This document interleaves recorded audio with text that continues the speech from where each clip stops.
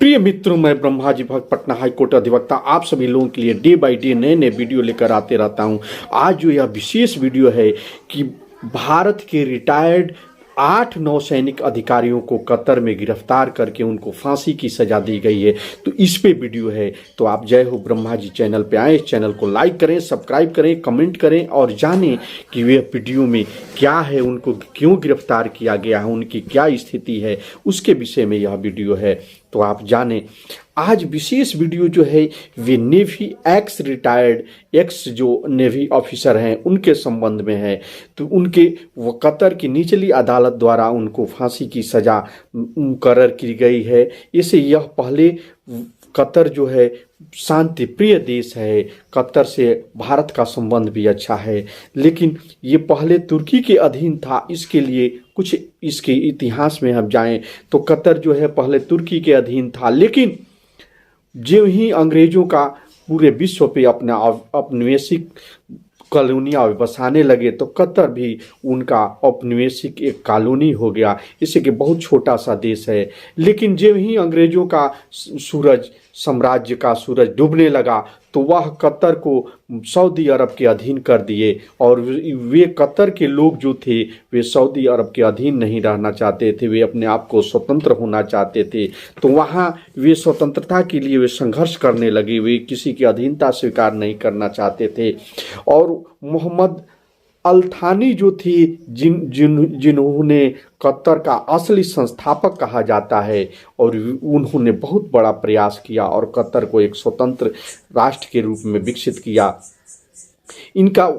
Qatar में इनका बड़ा सम्मान है, यहाँ राजशाही है। कतर के जो राजा होता है उनको अमीर कहा जाता है। और कतर में जब शेख हमद जब कतर के शाह बने या अमीर बने तो उन्होंने अपने आप को सऊदी अरब से पूर्णतः अलग कर लिया। और पूर्णतः सऊदी अरब से अलग करने के बाद कतर के अंदर हुआ कि किसी भी देश पे अगर हम पे अटैक करता है तो हमारी सुरक्षा होनी चाहिए। उसके लिए हमको आर्मी, एयरफोर्स, नेवी ये सारी जो है सेनाएं गठित करने के लिए हमको संसाधन चाहिए, किसी प्रकार से कोई भी व्यवस्था होनी चाहिए।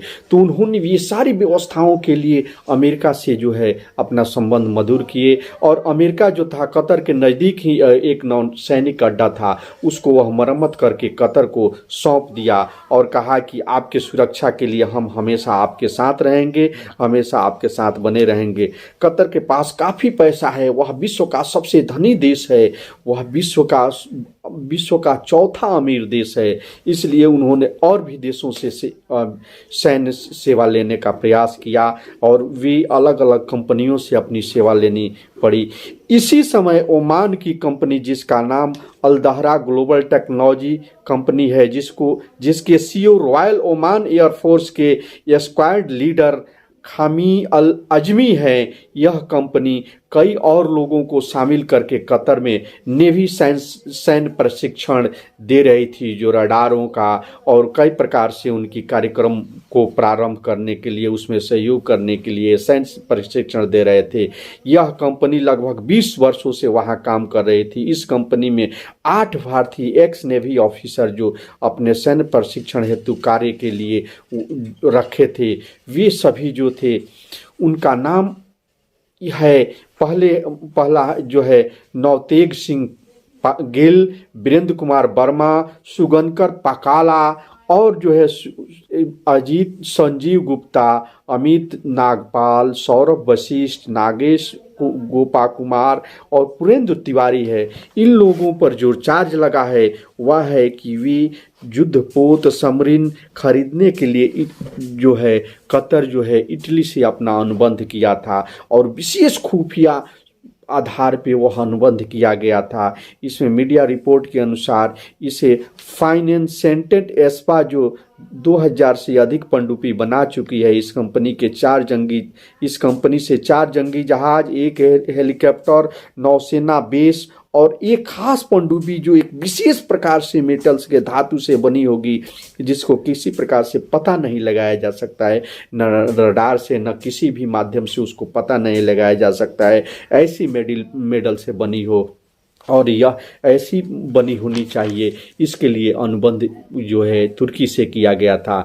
ऐसी पनडुब्बी ईरान के सिवा किसी भी मिडिल ईस्ट में नहीं है। तो मात्र ये मुस्लिम कंट्री सभी हैं और मात्र एक इजराइल जो है गैर मुस्लिम देश है। इसकी जानकारी नहीं लगे, इसे सुरक्षा की दृष्टि से विशेष प्रयास किया गया था। कतर की सुरक्षा एजेंसियों की दावा है कि इसको लीक किया गया और इसके लिए टेलीफोनिक साक्ष्य है। यह बात कतर और अल जजीरा, कतर के लोकल मीडिया और अल जजीरा रिपोर्ट के अनुसार पता चला है कि इसको लीक किया गया। यह सूचना इजराइल को दी जा रही थी, इसलिए इन नौसैनिक रिटायर नौसैनिक अधिकारियों को गिरफ्तार किया गया। इन लोगों को गिरफ्तार जो है 30 अगस्त 2022 को किया गया और फिर इनको सितंबर में इनके परिवार वालों को पता चला कि इनको गिरफ्तार किया गया है। और इस प्रकार से उस कंपनी के जो सीईओ थे, एक्स नेवी ऑफिसर जो थे, उन सभी लोगों को गिरफ्तार किया गया। लेकिन अक्टूबर में जो सीईओ को छोड़ दिया गया, लेकिन भारतीय एक्स नेवी ऑफिसर 26 अक्टूबर को सजाए मौत दी गई। भारत सरकार द्वारा इस बात को लेकर कहा गया कि पूरी सूचना अभी हमको प्राप्त नहीं हुई है, इसकी विशेष जानकारी प्राप्त करके ही हम इस विषय में कार्रवाई करेंगे। अब इस विषय में अपनी वार्ता करेंगे, जो भी और डिप्लोमेटिक जो हमारी राजनीतिक संबंध है उसके आधार पे हम कार्य करने का प्रयास करेंगे। इन बातों को हम कतर के सामने रखेंगे।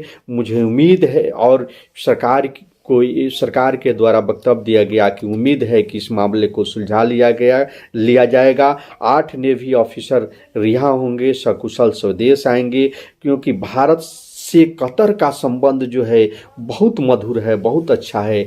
और भारत से कतर का संबंध 1973 में राजनीतिक संबंध स्थापित हुआ था। आज भारत के लगभग 40% गैस आयात जो होता है कतर से ही होता है। दोनों देशों के बीच जो है कैदियों की अदला बदली का भी समझौता है और ओलिवा शरीफ केस के मामले में ऐसा हुआ था। कतर अपने शांति और न्यायप्रियता के लिए प्रसिद्ध है। कतर में 2022 में फीफा फुटबॉल वर्ल्ड कप हुआ था और वहाँ बड़े बड़े स्टेडियम बनाए गए। इनका उपयोग अब अस्पतालों के रूप में किया जा रहा है। तो कतर से हमारा संबंध हो सकता है कि ये जो है राजनीतिक संबंध डिप्लोमेटिक आधार पे इसको सुलझा लिया जाए, प्रयास किया जाएगा। सरकार प्रयास करेगी, हर संभव प्रयास करके वे हमारे भारतीय रिटायर्ड नेवी ऑफिसर जो हैं सकुशल भारत आएंगे, स्वदेश आएंगे, मुझे उम्मीद है। इसलिए हम सभी अपने हृदय से उन जो है रिटायर्ड नेवी अफसरों के लिए अपनी हृदय से उनकी संवेदना, उनके दुखों को समझें और वे सकुशल भारत आएं। मैं यही उम्मीद करता हूं। जय हिंद।